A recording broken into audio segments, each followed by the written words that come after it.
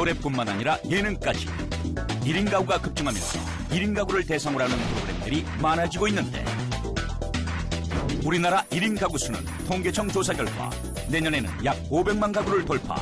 4가구 중 1가구는 1인 가구. 1인 가구로의 빠른 가구 형태의 변화는 우리 사회의 분위기와 전반적인 산업의 지형까지 바꿔놓고 있다. 대한민국은 지금 1인 가구 시대로 질주한다. 그러나 1인 가구의 급증과 맞물려 나타나는 각종 문제들. 그 이면에는 저출산, 고령화, 사회적 고립, 빈곤율 증가 등의 문제가 심화되고 있는 상황. 1인 가구 약 500만 시대. 2014년 한 해를 마무리하면서 각종 사회 문제와 얽혀 있는 1인 가구를 살펴봅니다. 우리나라 4가구 가운데 한 가구는 1인 가구라고 합니다. 혼자 사는 사람들이 왜 이렇게 많아지는 걸까요? 임 변호사님, 1인 가구의 증가, 우리 주변에서도 흔히 느낄 수 있는 현상 아닙니까? 주로 저를 보면 느낍니다. 예. 1인 가구시죠? 그렇습니다. 예. 며칠 전이 크리스마스 이브 아니었습니까? 예. 가족 혹은 연인과 함께 하는 크리스마스 이브인데 예. 그날 저는 저와 또 혼자 살고 있는 2명의 친구. 30대 중후반 친구 총 셋이서 예. 혼자 사는 삶의 즐거움과 이 뼈저린 외로움에 대해서 밤새 수다를 피웠던 기억이 납니다. 예. 이 방송가에서도 1인 가구를 주제로 한 프로그램이 좀 있죠? 네, 그렇습니다. MBC에 이제 나 혼자 산다는 예. 프로가 있고, 기타 다른 방송사에도 혼자 사는 프로그램도 있고, 쉐어하우스라고 그래서 예. 한 집안에 1인 가구들이 모여 사는 이제 이런 형식의 이제 프로그램도 있고, 예. 현재 우리 1인 사회의 어떤 단면들을 잘 반영하고 있는 그런 모습입니다. 그 조영태 교수님, 그 옛날에는 혼자 살면 사회적으로 뭔가 문제가 있는 사람처럼 보이기도 했는데 요즘에는 아주 자연스러운 현상이라고 그렇죠. 그랬어요. 예. 이게 일단 1인 가구가 증가되는 모습들이 크게 이제 두 양쪽 그 연령층에서 나타나는데요. 예. 하나는 고령자 쪽에서 나타나고 아무래도 그다음에 또 한쪽은 이 젊은 층에서 나타납니다. 예. 근데 고령자 쪽에서 나타나는 거는 이제 고령화되면은 여성이 아무래도 남자보다는 오래 살게 돼요. 예. 그래서 그 남편이 이제 사별을 하고 그다음에 이제 여성 혼자서 살게 되는.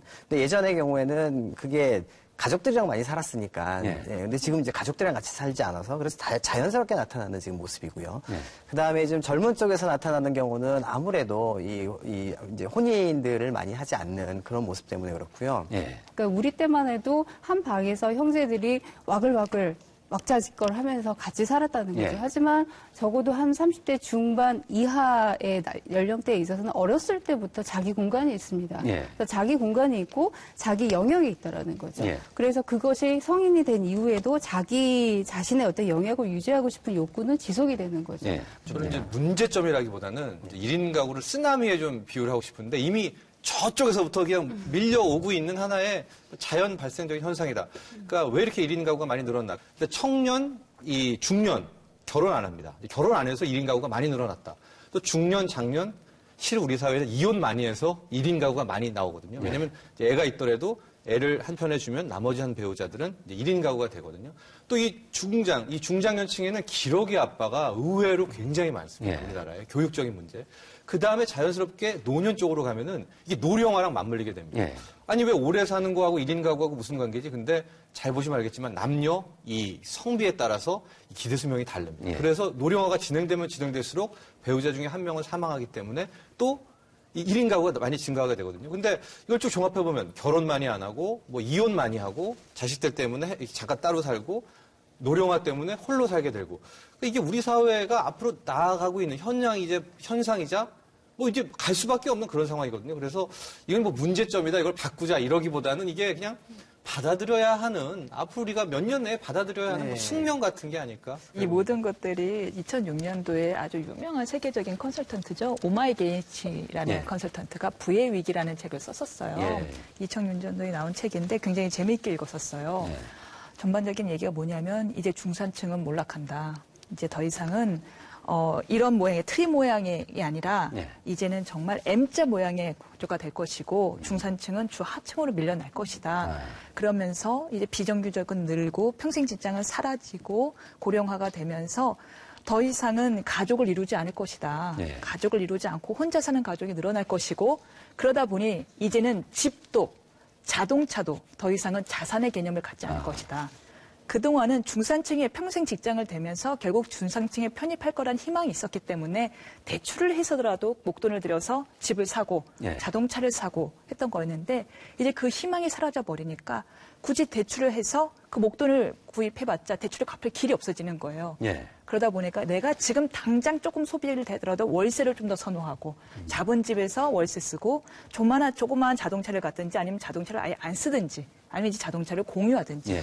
심지어는 이제 세탁기도 미국처럼 사지 않고 공용으로 쓰는 그런 사회가 올 것이다라는 이야기를 쓴 적이 있는데 계속 요즘 보면은 그 책의 내용이 현실화되는 거 있더라고요. 예. 그 교육 수준이랑도 관련이 되게 높을 겁니다. 왜냐하면은 개도국에서는 아무래도 전반적인 교육 수준이 높지가 않은데 소득 수준이 높다는 얘기는 결국 교육 수준이 높은 사람들이 소득 수준이 높을 가능성이 높고 예. 근데 교육 수준이 높다는 얘기는 그만큼 혼인할 수 있는 연령대가 자꾸 이제 뒤로 미뤄지는 거잖아요. 그 뒤로 미뤄지게 되다 보면은 혼인을 그 전에는 아무 그냥 준비가 안 된 상황에서도 가족이 그냥 뭐 매치 메이킹을 해서 혼인을 할 수 있는 반면에 뒤로 가면 자기의 이제 가치관이 중요해지고 예. 그러다 보면 자발적으로 혼인보다는 비혼을 선택할 가능성이 되게 높은 거겠죠. 그런데 1인 가구 증가 현상은 비단 우리나라에서만 일어나는 현상은 아니죠. 그렇습니다. 현황을 좀 보면은요, 우리나라의 1인 가구가 이제 488만 가구라고 하는데 한 25% 정도 됩니다. 전체 가구 수에. 근데 일본을 보면은 한 31%가 전체 가구 수에서 차지하고 있고요. 예. 20%대는 이제 미국도 한 20%대인데 예. 우리랑 미국이 다른 게 숫자로만 봤을 때 비율이 아니라 1위가 미국입니다. 역시. 예. 그러니까 1인 가구 숫자가 가장 많은 것이고 비율로 따졌을 때는 북구 유럽을 못 쫓아가는데 그럼 스웨덴 같은 경우에는 뭐 60%. 예. 그러니까 10가구 중 6가구가 지금 혼자 다 살고 있는 빠르게 지금 가고 있다. 이렇게 보여지고 있습니다.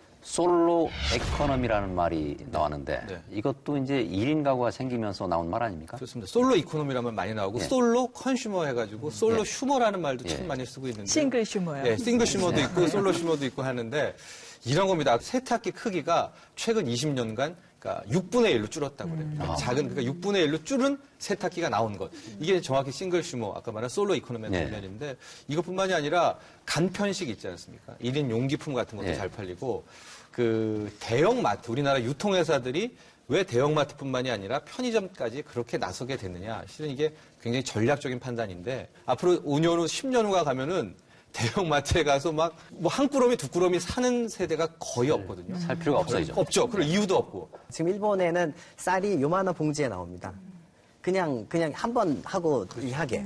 굳이 뭐 여러 명이 먹을 게 아니기 때문에 그냥 그런 식으로 모든 게 다 이렇게 작아지거든요. 근데 그런 경우에 과연 우리가 회사를 한다는 입장에서는 단가가 이게 물론 뭐 단가를 내가 더 높일 수는 있습니다만 이게 아무래도 규모의 경제가 있는데 그래서 점점 좀 힘들어지는 그럼 거예요. 이제 나중에 소주도 요구르트 병에 나오는 거 아니에요? 1인용 소주. 1인용 소주. 네, 소주는 반드시 같이 먹어야 되는 법을 만들어야 될 것 같습니다. 경제 솔로 이코노미의 그 다음 단계가 이제 렌트, 빌리는 경제로 바뀌게 된다는 거고. 소유할 필요가 없는 거죠. 소유를 안 합니다. 차도 빌려면 되고 오피스텔 월세 내면 되고 월세라는 게 결국 렌트 아닙니까? 그래서 뭐 제레미 로프킨의 이제 소유의 종말이라는 책처럼 소유라는 게 앞으로 우리나라뿐만이 아니라 전 세계 경제에서는 의미가 없어지는데 그 여러 가지 핵심 요인 중에 하나가 이 1인 가구라는 겁니다. 살 필요가 없는 거예요. 자기 조금 쓰다 버리면 되니까 옷도 빌리고 요즘에는 이 셔츠도 일주일치 한 달치를 빌려주고 세탁해 가져가고 완전히 다 이런 어떤 렌트 문화로 또 바뀌게 되는 그것도 하나의 이제 자연스러운 흐름이죠. 저희가 이제 지금 1인 가구가 소비를 어떻게 변화시켰는지에 좀 치중돼서 얘기를 했는데 이 소비를 단순히 변화시키는 부분뿐만이 아니라 1인 가구의 증가로 인해서 부동산이라든가 교육이라든가 산업을 조금 저해하는 면도 분명히 있을 것 같아요. 뭐 일단 기본적으로는 뭐 이런 겁니다. 아주 단적인 예를 들어서 자동차 회사가 있습니다. 우리나라에 지금 자동차 회사가 몇 가지가 있는데 대부분의 이 자동차 회사가 지금까지 내수를 기반으로 해서 이제 수출을 하고 다 해왔잖아요. 그리고 자동차가 많이 팔리는 거는 주로 중형차 위주로 우리는 많이 팔렸고, 근데 이게 갑자기 1인 가구가 늘어나면 중형차를 선호할 이유가 없겠죠. 근데 게다가 공유 가치가 더 높아지면 더욱더 소비를 안 하는데, 그런데 이 고소득층에서 1인 가구가 늘어나고 있기 때문에 젊은 층에서 그래도 자동차 소비를 해야지 노인층에서 자동차 소비를 안 하잖아요. 그럼 젊은 층에서 자동차 소비를 해야 되는데 작은 걸 원하고 그렇다면 국내 차를 살 거냐 해외 차를 살 거냐 했을 때 아주 많이 해외 차로 갈 수밖에 없습니다. 그런 식으로 지금 자동차 회사가 내수를 기반으로 해서 만들어졌던 자동차 회사였는데 이게 이제 내수가 갑자기 축소를 하게 될 거고요. 또 다른 측면은 아까 뭐 부동산 얘기가 나왔는데 부동산이 당장 이제 전형적인 모습입니다. 왜냐하면은 2000년에서 2010년이 오면서 그 대부분의 서울시에 있는 아파트가 지어진 이제 그 공급된 그게 200%를 넘었던 거는 30평대 이상의 그 정도가 거의 2배 이상을 늘었고요. 그다음에 그 위에 또 한 7, 80% 늘어났습니다. 근데 갑자기 3인, 4인 가구의 프로포션이 줄고 반면에 1인, 2인 가구가 늘어나니까 아까 말씀 나온 것처럼 오피스텔 쪽으로 사람이 몰릴 수밖에 없어요. 점점 이제 그렇게 가죠. 그런데 이 아파트라는 거는 내구재이기 때문에 2000년대에 만들어진 거를 우리가 2030년에 부수지 못하거든요. 그렇다면은 지금 우리가 가지고 있었던 그래도 부를 축적하고 지금 이렇게 부동산 값을 올려놓은 게 뭐 이렇게 100제곱미터 이상일 텐데 그게 더 이상은 원하는 사람이 없을 가능성이 굉장히 크고 공급이 너무 과잉되고 그렇게 될 가능성이 되게 많아서 한국 사회에 미치게 되는 경제적인 영향력이 굉장히 크겠죠. 네. 1인 가구의 증가가 이제 바깥 환경 때문에만 일하는 것이 아니고 혼자 살아도 편하기 때문에 그런 거 아니겠습니까? 그런 면도 있는 거죠. 그런 면도 있죠. 대략적으로는 뭐 여성의 지위 향상, 통신혁명의 발달, 대도시의 급증, 그 다음에 평균 수명의 연장 이 네 가지를 꼽습니다. 네. 1인 가구의 증가 현상을. 그 중에 하나가 이제 아마 통신혁명의 발달에 대해서 좀 말씀드리면요. 네. 인터넷 문화, 특히 SNS가 어떤 관계 형성적인 측면에 있어서는 어떤 사회적 지지도를 높인다라는 연구 결과도 네. 나와 있어요. 그래서 혼자 살고 있다 하더라도 어떤 사회적 관계를 형성 유지하는 데 있어서 지장이 없다고 스스로 느끼는 없고 거죠. 외로움도 느끼지 않고. 네, 그렇죠. 그래서 그런데 여기에서 우리가 간과해서는 안 될 것은 자발적인 1인 가구인 경우에 이것이 훨씬 더 이해할 수 있는 범위라는 거죠.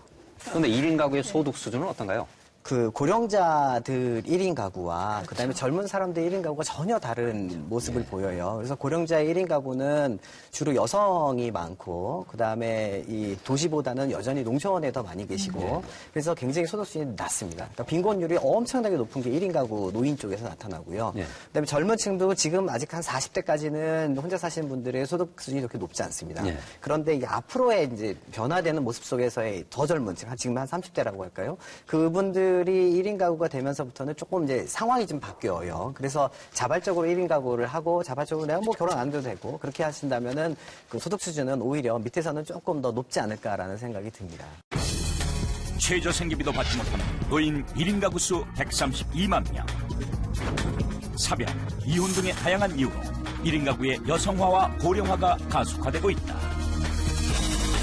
결국 사회적 고립과 경제적 악화로 인한 빈곤, 홀로 죽음을 맞이하는 고독사 등의 문제들도 속속 대두되고 있는데 1인 가구의 급증에 따라 나타나는 우리 사회의 또 다른 숙제는 이제 1인 가구 우리나라가 488만 가구 아닙니까? 이 중에서 노인분들, 65세 이상의 노인분들 가구가 한 150만 가구 좀 넘을 겁니다.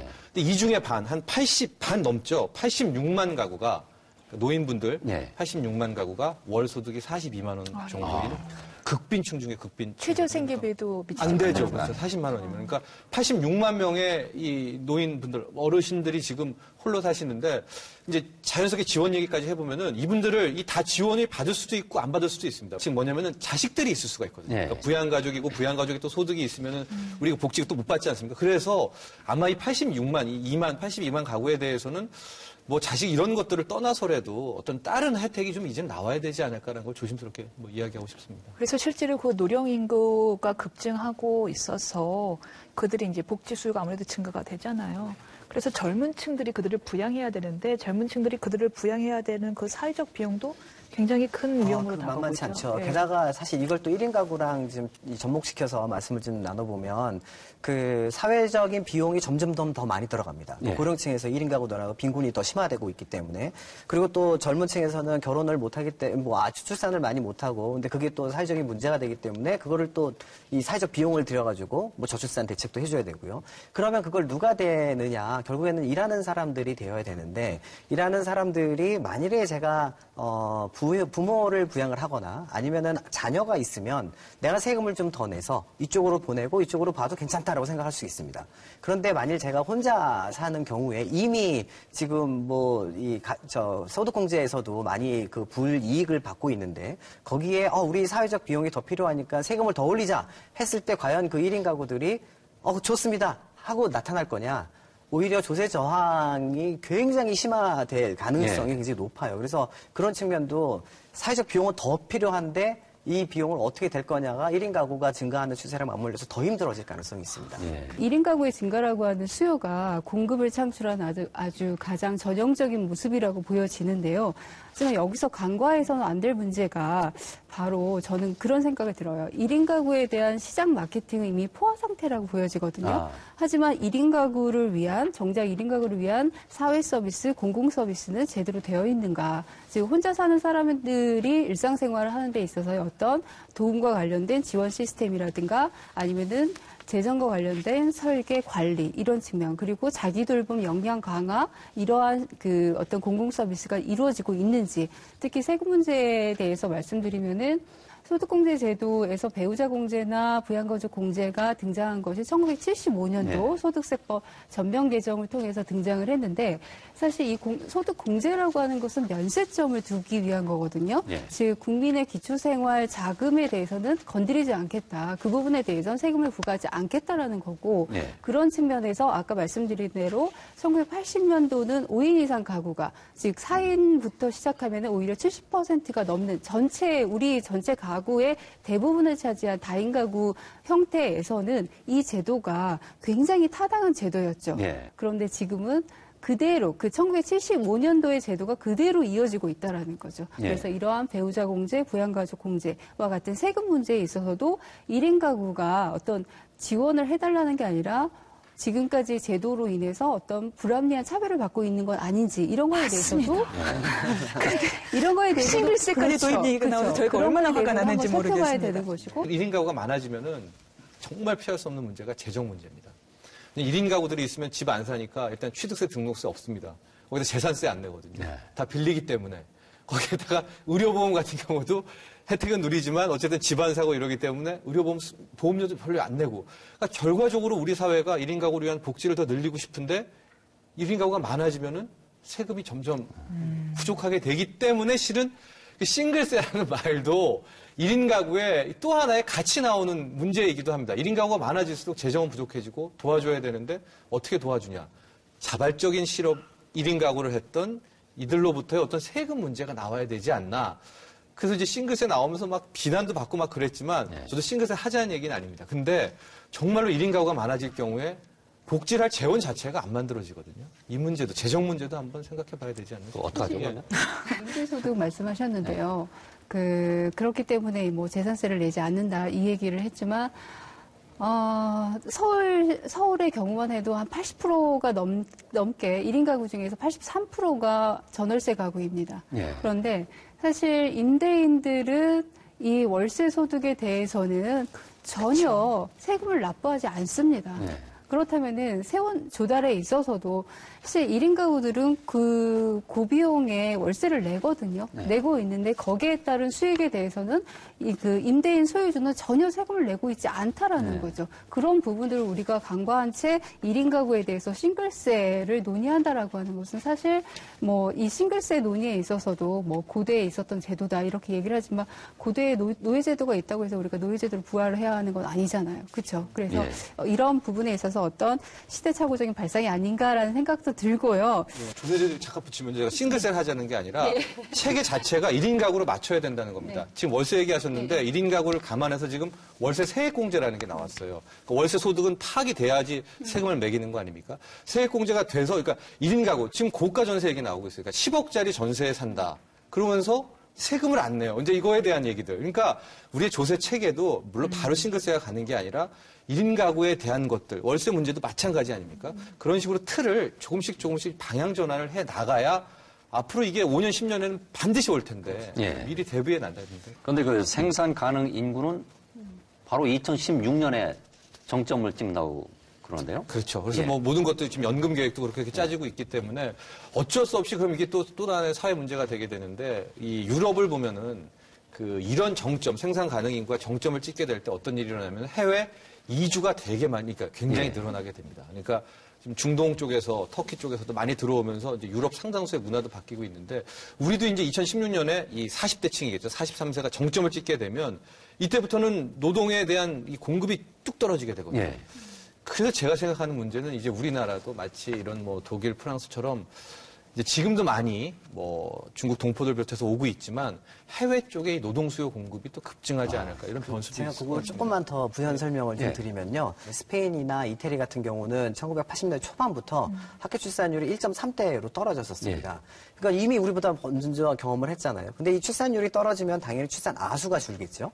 그러면은 경제 규모를 우리가 예컨대 한 연령대 100만 명의 경제 규모를 맞춰놨는데 갑자기 요즘에 태어나는 아이들이 그거의 절반도 안 되고 있어요. 그러니까 뭐 70년대 초반에 태어났던 사람들이 100만 명이 넘게 태어났는데 요즘에 태어나는 아이들이 한 45만 명 정도 태어나거든요. 그러니까 30년 만에 절반으로 줄었어요. 그런데 재밌는 거는 다른 나라도 이미 다 저출산을 했으니까 뭐 그럼 좀 잘 되고 있는데 물론 경기가 좀 뭐 어렵지만 뭐 우리도 그렇게 되지 않느냐? 절대 그럴 가능성이 없습니다. 왜냐하면요. 지금 말씀해 주신 것처럼 다른 나라도 학교 출산율이 이미 30년 동안 그렇게 낮았지만 너무 재밌는 게 이 세대 간의 인구 크기를 보면요. 우리는 절반 이하로 줄었는데 절반 이하로 준 나라는 전 세계 우리나라밖에 없습니다.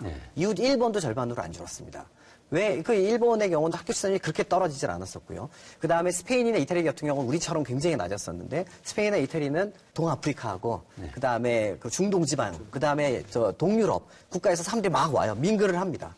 그래서 그 사람들까지도 다 그냥 경제 인구로 인정이 되기 때문에 그게 출산율은 낮아졌지만 가임기에 있는 여성의 숫자가 많아서 이 사람들이 둘을 안 낳고 하나를 낳아도 인구의 크기는 유지가 돼요. 근데 우리나라의 경우는 그게 아니라 이렇게 줄어들어서 정말로 심각하게 생각되는 것이 우리가 아까 말씀드린 것처럼 100만 명의 모든 것, 소비도 생산도 다 100만 명으로 해놨는데 한 연령.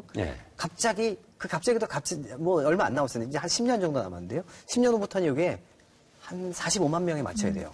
게다가 우리 기러기 아빠가 많기 때문에 애들이 더 나가잖아요. 나간 애들이 들어오지 않으면 이거보다 더 작을 거라는 거죠. 이것을 1인 가구의 증가가 출산율 저하로 직접적인 원인이 된다라고 말하기보다는 출산율 저하의 원인들은 굉장히 다양합니다. 사실 30년 전 인구 감소 정책이라고 해서 둘만 낳아 잘 기르자, 둘도 많다, 하나만 낳자 여러 가지 그런 표들이 제시될 정도로 우리 사회가 인구에 대해서 아주 적극적인 감소 정책을 폈죠. 그래서 출산을 하지 못하도록 하는 그런 영화 자체도 만들어질 정도였었잖아요. 그런 거를 비교를 하면은 1인 가구의 증가가 출산율의 저하로 직접적인 연결된다라고 말하기는 조금 어렵다라고 보여지고요. 베이비붐 세대가 노인층에 들어섰을 때 지금 현재 노인복지 시스템으로 그 수요를 충당할 수 있을까? 그러니까 현대 복지의 어떤 흐름이라고 하는 것도 조치에서 계약으로 바뀌는데 이 베이비붐 세대는 기존의 어떤 현재 노인층하고는 다른 특성을 가지고 있을 거란 말이죠. 그런 것들을 어떻게 충족을 할 수 있을까? 이것도 어떤 같이 특성을 말씀하시면서? 윗세대에 대해서, 그러니까 기존 현재 노인복지를 받고 있는 65세 이상의 분들은 위에 대해서도 부양을 하고 아래에 대해서도 책임을 집니다. 샌드위치 신세대. 그렇죠. 근데 베이비붐 세대는 그것으로부터는 조금 자유로워졌죠. 그리고 자기의 어떤 의사결정에 있어서의 자유의지의 측면도 굉장히 강하죠. 그렇기 때문에 이것이 현대복지의 국가의 어떤 일방적 조치에서 계약으로 바뀌는 이러한 복지 시스템과 어떻게 맞물려서 노인복지 정책이 펼쳐나갈지 그것도 사실 바라보고 있습니다. 어떻게 진행이 될지. 실제 현대경제연구원에서 노년 부양 부담액이 얼마인지를 수치를 냈는데요. 취업자를 기준으로 실제 1인당 노년 부양 부담액이 2000년도에는 1인당 12만 7천 원이었는데요. 2013년이죠. 지난해에는 20만 천 원으로 지금 가파르게 상승 중이라고 합니다. 그런데 이제 자식들을 외국에 유학 보내고 혼자 사는 이른바 기러기 아빠들도 이제 1인 가구 아닙니까? 그런데 이들이 느끼는 고독감이라든가 애환도 심각하지 않습니까? 그러니까 이제 1인 가구의 문제점에서 제일 먼저 1번 나오는 게 경제적 문제점. 근데 아까도 말했지만 이건 좀 역설적인 상황이 있습니다. 너무 경제적으로 좋아서 1인 가구가 될 수도 있고 어려워서 될 수가 있고 이제 두 번째가 외로움, 이제 고독, 정신적인 뭐 이런 건데 거기에 대표적이 아마 우리 중년층의 기러기 아빠들인 것 같아요. 제 주위에도 이 기러기 아빠들이 참 많은데 그 패턴이 좀 있는 게 초반에는 좀 굉장히 자유분방하게 살아요. 막 그러다가 한 4개월, 5개월부터는 거의 신부님 수준으로 이제 착실해지기 시작해가지고 2, 3년 후부터는 완전히 무슨 좀 어둡다고 그래야 될까요? 그 외로움이 풍겨 나오게 되거든요. 그러니까 좀 그런 외로움에 대한 고독에 대한 문제도 이제 1인 가구에 우리가 또 하나의 측면으로 바라봐야 될 것 같습니다. 뭐 자발적 1인 가구든 비자발적 1인 가구든 결국에는 자유롭지 못한 게 바로 죽음이잖아요. 그래서 뭐 386 세대의 그 선두주자였던 그 선배 여성분들을 보면은 이제 40대 중반, 50대 초반이 되는데요. 그분들이 굉장히 정말 제가 봐도 정말 멋진 삶을 사셨는데 그 나이대가 되니까 한마디 한마디 나오시는 거는 죽음에 대한 공포였고요. 그리고 내가 정말 이렇게 혼자 살다가 언제 죽을지 모르는데 내 죽음을 내 시신을 누가 처리를 해줄 수 있을까. 네, 그런 거에 대한 공포가 굉장히 크거든요. 그런 부분이 바로 고독사의 문제라고 봐요. 2013년도 작년에 사실 우리나라에서는 이제 최초로 고독사에 대한 통계가 나왔어요. 이거는 근데 정부 차원의 통계는 아니지만 그 시신이 아주 정말 끔찍하게 부패될 정도로 발견된 경우가 한 1117건 정도 됩니다. 그리고 사망한 지 며칠이 지나서 발견된 경우. 사실 그것도 결국에는 심하게 부패되지 않았을 뿐이지 결국엔 부패가 시작이 되잖아요. 그런 경우까지를 다 토탈 합치면 11,002건이 됩니다. 그 정도로. 그러니까 일본 같은 경우에는 2011년에 NHK에서 조사를 했는데 거기에서도 한 추산되는 고독사의 수가 한 3만 건 정도 되거든요. 그 정도로 이미 고독사는 우리 주변에 바로 우리 이웃에게 내 자신에게 다가와 있는 문제라는 거고요. 또 한 가지는 우리가 아까도 말씀드렸다시피 독거노인 하면 고독사를 생각을 하게 되지만 이 고독사가 비단 독거노인에 국한된 문제는 아닙니다. 그래서 2010년도에 그 보건복지부에서 무연고 사망자를 대상으로 통계를 냈는데 65세 이상의 우리가 노인복지 혜택을 받는 분들은 한 18% 정도 되고요. 65세가 안 된 40대부터 중년층은 거의 70%에 다다릅니다. 놀라운 수치이죠. 그래서 거의 이제 고독사가 독거노인에 국한된 문제는 아니라는 거. 아까 한국의 고독사가 작년에 조사한 거라 그랬죠. 그게 한 10,000케이스인데 아마 그보다 더 많을 겁니다. 왜냐하면 그 자살이 그 안에는 고독사에는 자살이 포함이 되지 않잖아요. 그러니까 돌아가신 다음에 이게 발견이 된 거고 자살 사망자까지 아마 포함을 하면 훨씬 많을 가능성이 높아요. 우리나라가 더. 왜냐하면 일본의 경우는 그러니까 우리나라가 지금 자살률이 전 세계 제일 높지 않습니까? 일본이 그동안 제일 높았는데 우리가 앞장서서 더 앞에 됐어요. 근데 그 앞에 된 그 연령 계층을 보면 어디서 자살률이 제일 높냐 하면 65세 이상 고령층에서 급증을 합니다. 그러니까 우리가 IMF 이후에 자살률이 높아졌다고 사실 얘기는 했지만 전 연령층에서도 높아졌어요. 그래도 제일 높아진 거는 그 노인 연령층이거든요. 근데 그 노인 연령층에서 자살률까지 만약 고려를 해서 고독사를 생각을 한다면 아마도 우리나라가 인구 비중으로 인구 이렇게 따져보면 일본보다 훨씬 더 이미 고독사로 사망하시는 고독사 혹은 고적 자살로 사망하시는 분이 훨씬 더 많지 않을까 생각이 드네요. 그 선진국에서는 우리나라보다 먼저 그 1인 가구 시대를 맞았는데 1인 가구 대책을 어떻게 만들어가고 있는지 좀 궁금하네요. 선진국들을 좀 보면은요, 앞서 이제 일본 얘기 잠깐 했었는데, 일본은 1인 가구 문제를 거의 노령화 문제와 같이 좀 다루고 있는 것 같아요. 그러니까 젊은 층의 1인 가구 문제에 대해서는 그닥 그렇게 어떤 정책적으로 쓴다거나 그렇게 보이지는 않고 있고요.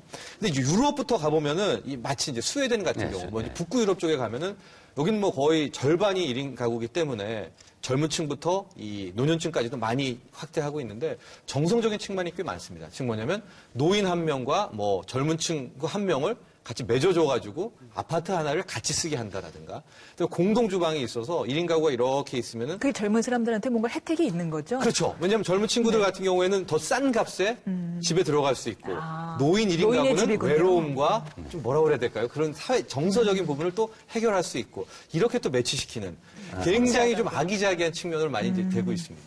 프랑스에서 그것을 이제 꼬르카시옹이라고 하는데요. 사실 그건 이제 독일에서 시작을 한 거예요. 그러니까 그 지방에서 대도시로 유학을 온 학생들에게, 대학생들에게 싼 하숙집을 알아주고, 독거노인에게는 그 싼 하숙비 대신에 그 독거노인을 위해서 해줘야 할 것은 일주일에 한 번씩 장을 같이 봐준다거나, 아니면은 세탁을 해준다거나, 그리고 안마를 해준다거나, 이러한 그 조건이 효도네요. 있습니다. 효도. 예. 그래서 그렇게 시작이 된 거고요, 독일에서. 그리고 사실 외국의 경우를 보면은 호주 같은 경우에는 그 양부모 입양 운동을 어떤 법 제도적인 게 아니라 사회 운동으로 진행을 하고 있어요. 그래서 그 꼭 우리가 입양이라고 하는 것 자체를 어떤 법적인 틀에 가두는 것이 아니라 양부모를 입양을 하자라는 거죠. 그래서 양부모 입양 운동이라는 것도 있고, 사실 대표적인 경우가 이제 스웨덴의 공동 거주 형태, 이것을 드는데요.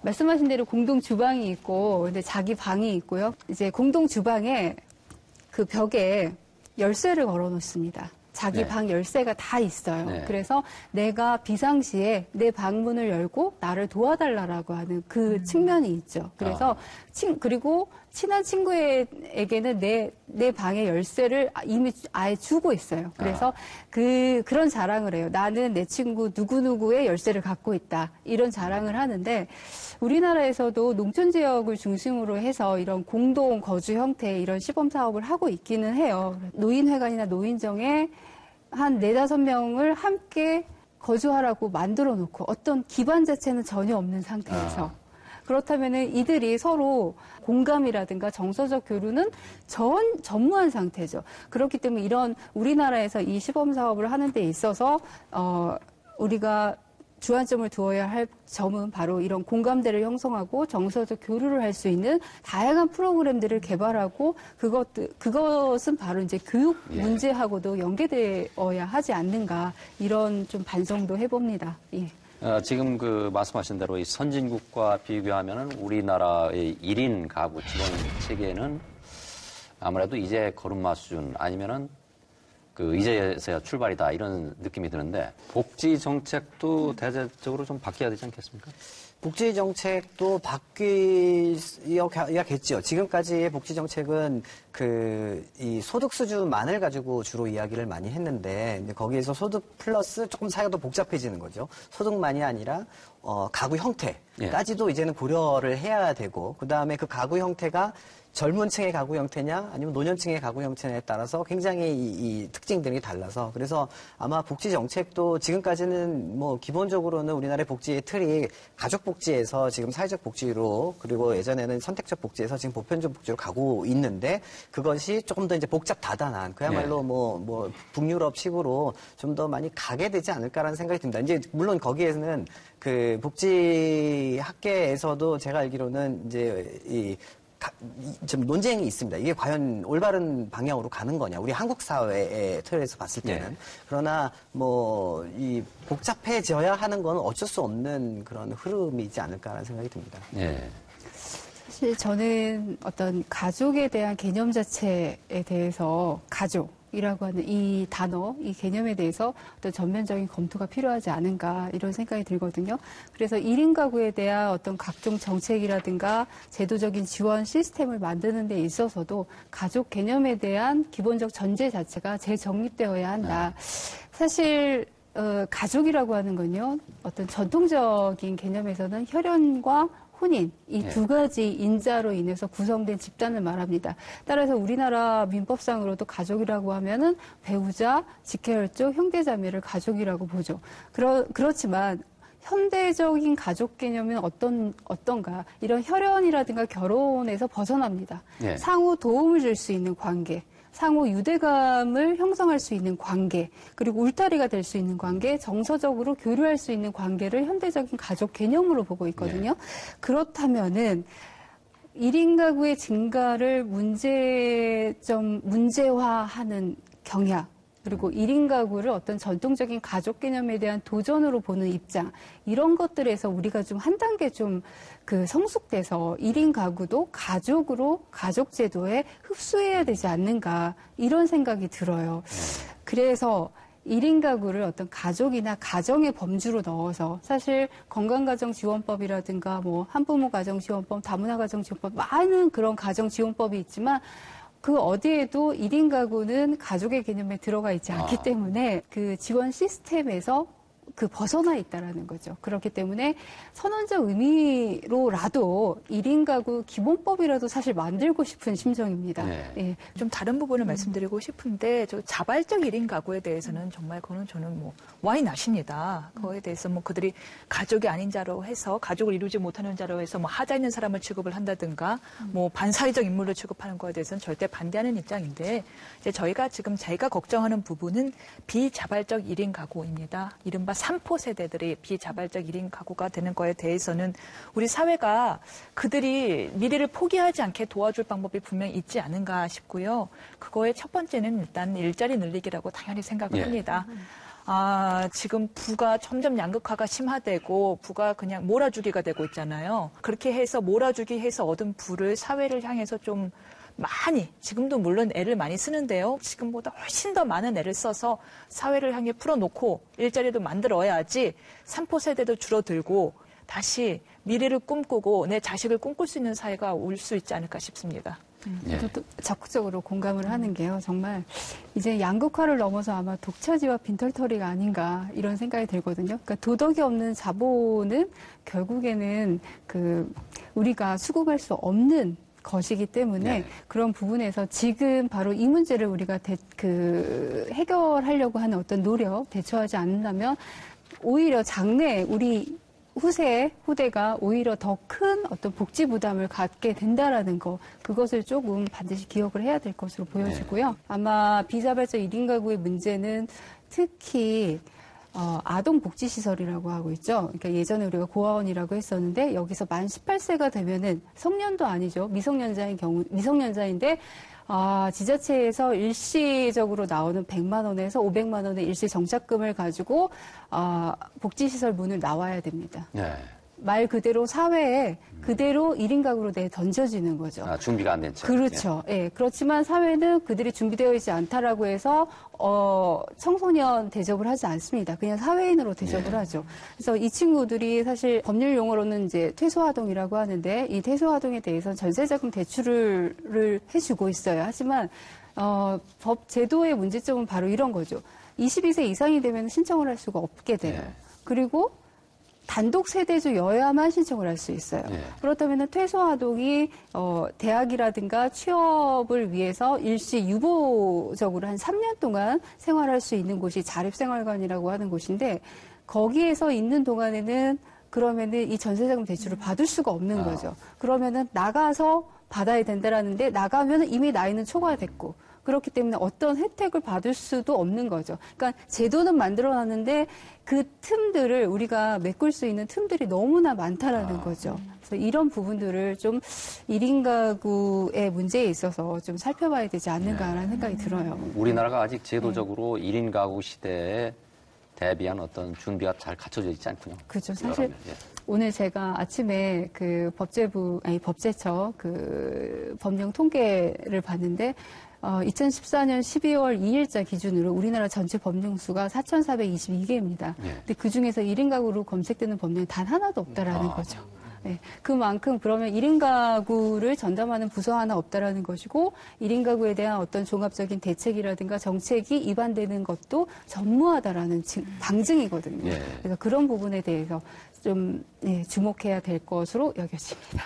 또 하나 해법 중에서 이제 나왔던 얘기인데 커뮤니티에 대한 얘기들, 사회적 관계에 대한 얘기도 우리가 다시 시작을 좀 할 필요가 있을 것 같습니다. 이제 그동안에 우리나라 사회가 점점 각박해졌다라고 돼서 또 1인 가구여서 더 각박하게 됐다라고 하는데 좀 역설적이긴 하지만 1인 가구를 푸는 해법이 이걸 다시 과거로 좀 회귀하는 거거든요. 우리 옛날에 뭐 품앗이 이런 것처럼 이제는 이웃 간에 뭐 이런 어떤 뭐라 그래야지 옛날 따스한 정 이런 문화가 다시 와야 되지 않나 이런 생각도 해보고 요즘 그래서 집밥 같이 먹는 모임 뭐 이런 것도 결성이 되더라고요. 그래서 저도 드라마나 이 프로그램 보고 놀란 게 헐리우드 영화 같은 게 사회를 선반영한다고 하잖아요. 근데 최근에 정말 이렇게 쉐어하우스라든가 다 같이 모여서 한다든가 이런 얘기들이 많이 나와서 하나의 우리에게 뭐 비전 제시가 아닌가 이런 생각도 좀 해봤고요. 수업에서 학생들한테 하는 이야기가 있는데 우리나라가 지금 인구가 굉장히 빨리 변화하고 있고 그중에서 가장 사회적인 임팩트가 이 파급 효과가 클 거를 찾아라 라고 저희가 토론을 학교에서도 한 적이 있습니다. 그때 가장 크게 얘기가 나왔던 게 1인 가구였어요. 저출산도 물론 그렇고 고령화도 그렇지만 저출산과 고령화 그 사이에서 아무도 신경 쓰지 않았던 것이 사실은 가구 형태의 변화인데 이 가구의 형태의 변화가 우리나라 경제 규모를 완전 바꿔놓을 거고요. 그다음에 경제 형태가 바꿀 거고 중요한 게 조세제도가 당연히 바뀌어야 되거든요. 그다음에 아까 제가 말씀드렸듯이 조세 저항도 또 있을 거고요. 근데 이런 거에 대해서 지금 사회는 전혀 신경을 안 쓰고 그냥 저출산이 해결되면 1인 가구가 해결되겠죠. 전혀 아니거든요. 저출산과 1인 가구의 문제가 이게 어떻게 보면은 연결은 되어 있지만 또 어떻게 보면 굉장히 독립적이어서 그래서 저출산 이야기, 그다음에 고령화 이야기만 할 게 아니라 사실은 이런 가구 형태의 변화가 사회적으로 어떤 파급 효과를 가져올 것이냐 더 신경을 좀 많이 써야 할 것 같습니다. 말씀을 들으니 지금 우리나라 사회가 경제 성장과 다인 가족을 전제로만 지금 경제 체제가 다 짜져 있는데 이거를 전반적으로 다 수정할 필요가 있다는 말씀이시네요. 그렇죠. 네. 저는 이제 그동안에 많은 논의 이제 했는데 긴 시간 동안 이 끝으로 제가 하고 싶은 말씀은 전공법도 한번 우리가 생각해 보자. 즉 1인 가구의 문제를 푸는 전공법. 결혼 아니겠습니까? 결혼을 좀 해서 그런 어떤 우리가 가족에 대한 근본 문제를 전공법으로도 한번 접근하는 게 물론 흐름 속에서 대비책도 마련해야 되지만 다시 원 문제에 대해서 좀 생각해보는 것도 좋겠다. 가족의 의미를 찾자.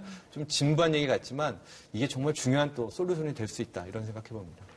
제가 하고 싶은 얘기는 뭐냐면은 지금 저희가 필요한 거는 그러면 우리가 필요한 건 투트랙이 아닐까. 일단 1인 가구를 대비해서 사회, 경제, 조세 제도를 모두 정비할 시기에 왔다라는 부분이랑요.